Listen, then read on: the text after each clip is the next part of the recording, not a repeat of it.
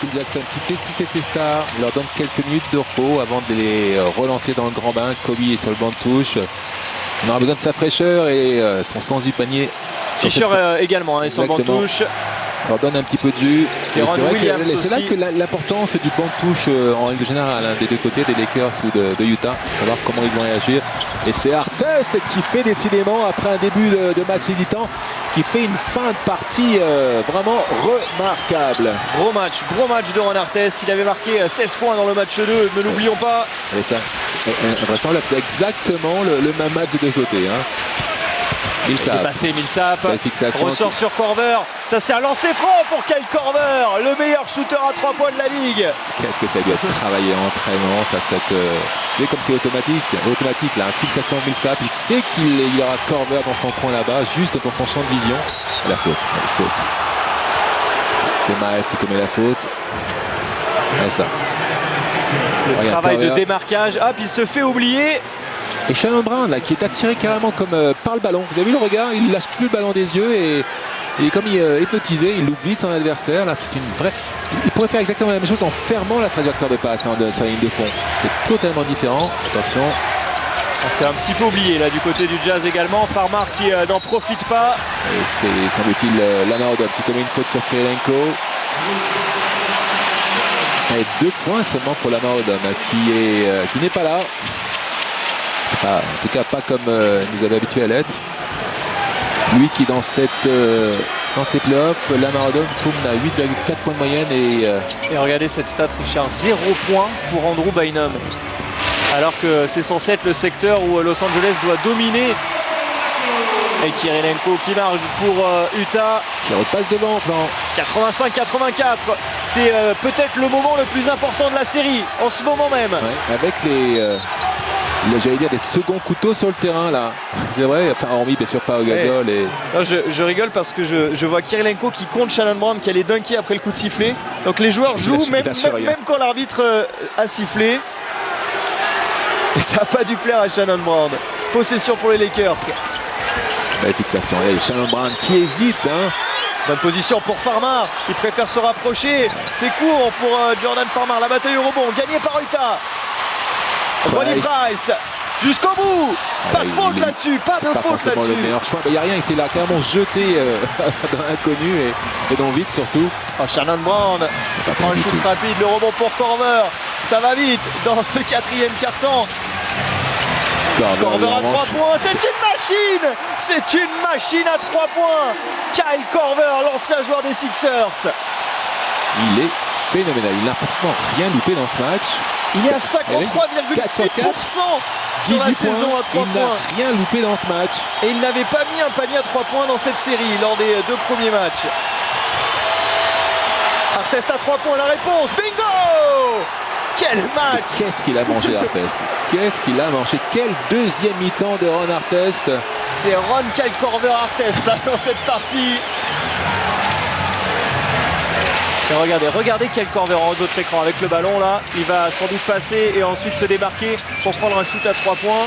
C'est l'arme absolue en ce moment pour Utah. En tout cas, ça libère beaucoup d'espace, a priori, pour un joueur comme Millsap. La défense de Los Angeles ne peut plus laisser les shooters comme Korver prendre des shoots comme ça aussi facilement. Donc c'est du 1 contre 1, des duels. Il faut gagner ces duels. Et Artest qui va provoquer la faute de CJ Miles. Artest, il fait un sacré point là en ce moment. Allez, ça. Hop, il va là. Il n'est pas suivi à 3 points. Il prend son temps. C'est une très bonne lecture du jeu aussi. Et là, il attaque le cercle et Miles commet la faute. Il tente même de faire semblant de marquer un panier là. 2 actions positives. Les lancers francs. Coup sur coup pour Ron Artest qui va obtenir les lancers francs. Ouais. Retour de Kobe. Les problèmes sont de retour pour Utah. Et 16 points alors qu'il tourne 12 points dans cette série. 16 points ce soir. 6 sur 9, surtout 4 sur 5 à 3 points s'il vous plaît. Et il faut s'appliquer au lancer franc. Et il a marqué autant de paniers à 3 points que Kyle Korver dans ce match. Les deux hommes à 4 paniers à 3 points. Brian Shaw à droite de votre écran. À la gauche de Phil Jackson, l'ancien joueur d'Orlando et des Lakers. 88 partout. Lancer franc très important pour un Artest. 9 minutes de la fin de ce match. Si les Lakers gagnent cette partie, ils seront à 3-0 dans la série. C'est raté, mais ça rentre. La réussite. Artest, il peut tout tenter ce soir. En tout cas, depuis cette deuxième mi-temps, tout lui réussit. Ronnie Price. Deron Williams est toujours sur le banc du côté d'Utah. Et c'est Artest qui s'occupe de Korver. Korver, c'est pas vrai. C'est pas possible. Kyle Korver. Et Korver qui a profité d'un Artest qui s'est un petit peu jeté pour intercepter, qui est sorti de la défense là, et il n'a pas beaucoup de temps pour armer. Et ça a suffi. C'est pas un joueur de basket, c'est un champion du monde de fléchettes là, Richard. La vitesse à laquelle il dégaine. La belle fixation Artest. Il est passé ligne de fond. Bien joué, ça. Et c'est un duel entre Ron Artest et Kyle Korver dans ce quatrième quart-temps. Qui l'aurait cru? En ce moment, Artest joue parfaitement juste en attaque. Bon, défensivement, en plus, il est obligé d'énormément donner sur Korver. Mais là, sa lecture de jeu est vraiment superbe. Allez, Korver, il se fait oublier à nouveau. Korver est tout seul à 3 points. Et là, il vient à 2. Voilà, qu'est-ce que c'est bien joué. Qu'est-ce que c'est bien joué. Et Utah repasse devant, 92-91, à 8 minutes de la fin de cette partie. Et ça, c'est tout le travail de Korver là, qui attire toute l'attention de la défense autour de sa petite personne, je vais dire de sa grande personne ce soir. Il est inarrêtable, donc il attire l'attention vraiment comme un aspirateur. Il sort du match, il sort de l'action. Et je crois qu'il y a peut-être le pied sur le points. Celui-là est à 2 points. 5 sur 5 au shoot. Korver, une fois de plus aussi, s'engage trop et Artest lit parfaitement la défense pour prendre la ligne de fond. Super attaquant, Kyle Korver, mais pas le défenseur de l'année. Ça, on le sait. Quand on voit des joueurs comme ça avec les pieds rentrés, vous avez là comme il marche, c'est plutôt un shooter comme ça, plutôt qu'un défenseur. Et imaginez si les Lakers avaient un joueur comme ça en sortant du banc, on pourrait déjà graver le nom du champion sur le trophée. Surtout avec un Kobe comme ça qui travaillerait pour ce genre de shooter. Utah est devant d'un petit point à 8 minutes de la fin de cette partie. Gasol dans la raquette avec Fisher. Allez. Kobe Bryant, départ main gauche, il sert Fisher. Il est dur ce shoot à 2 points simplement. Qu'est-ce qui est dur pour Fisher ce soir? Non, tout est facile pour Fisher. Il doit avoir le cercle gros comme une bassine. Il jette le ballon et tout rentre dedans. Enfin, il jette. En tout cas, il shoot avec une réussite vraiment évidente. Et celui-là, c'est raté pour une fois.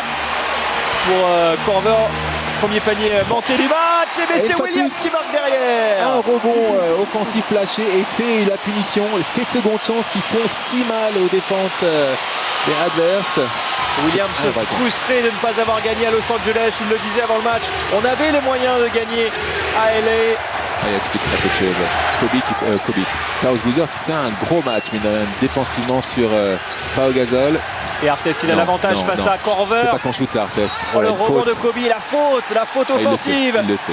Ce rebond offensif, il a poussé son adversaire. Ça devient faute. Il n'y a pas de danger. Et Matthews qui vient chercher le contact. Possession pour Utah avec Deron Williams. Boozer. Que de mouvement, ça bouge beaucoup plus maintenant côté Utah. Même si là bien sûr au moment où je le disais, le jeu se fige. Et voilà. Oh, il perd le ballon. Et Millsap qui avait encore la solution Korver de l'autre côté. On l'a déjà vu cette action. C'est assez intéressant de voir que ces deux équipes ont perdu très peu de ballons. 6 d'un côté et 8 avec ce niveau d'intensité. C'est remarquable. Et dans le match 2, les Lakers en avaient perdu 20. Ça avait été leur gros péché mignon. Et là on voit qu'ils ont totalement réduit cette hémorragie-là. L'interception de Deron Williams, 3 contre 1, la passe pour le dunk de Matthews avec la faute. C'est superbe avec un 3 contre 1 parfaitement exécuté et un Lamar Odom comme un gamin qui se dit je vais aller contrer Matthews, mais non, c'est pas possible. Lamar Odom qui va se retrouver sur un poster et puis c'est tout. C'est Odom qui vient. Il est en retard. Et Matthews, comme il faut, vous savez, c'est à ce niveau de la compétition, on a intérêt, lorsqu'on a les moyens physiques, d'aller écraser tout ce qu'on peut. Parce que 2 pieds 2 mains. Vous qui étiez un gros dunker, Richard, vous savez, c'est les meilleurs ceux-là. C'est les plus puissants, c'est vraiment les power dunk comme on les aime. On est bien équilibré en l'air, bien solide. Et Utah qui reprend 5 points d'avance dans ce match 3. Et écoutez le public de l'Energy Solutions Arena. Et Kobe. Bryant bien ressorti pour Artest, le 5e à 3 points. Il était tout seul pourtant, le rebond d'Odom. Kobe Bryant, il a un petit peu d'espace, il va jusqu'au bout. Est-ce que c'est fort ce finger roll au-dessus du contre de Paul Millsap? C'est invraisemblable. Une fois de plus, il marque des points sur des rebonds offensifs ou des pertes de balles. Comme c'est cette manière-là que Utah a pris ce petit coussinet d'avance. 28 points pour Kobe, 11 sur 18. Oh, la mauvaise passe. Mauvaise passe de Korver. Il ne s'est pas bien compris avec Boozer. Temps mort demandé par Phil Jackson. Les Lakers n'ont qu'une possession de retard. 3 petits points d'avance pour Utah. Rien n'est fait dans ce match. Ça touche fort. Ce grand pas là qui fait la différence, qui met la défense légèrement en retard et la rotation arrive un tout petit peu tardivement, ou plutôt Kobe sort le shoot.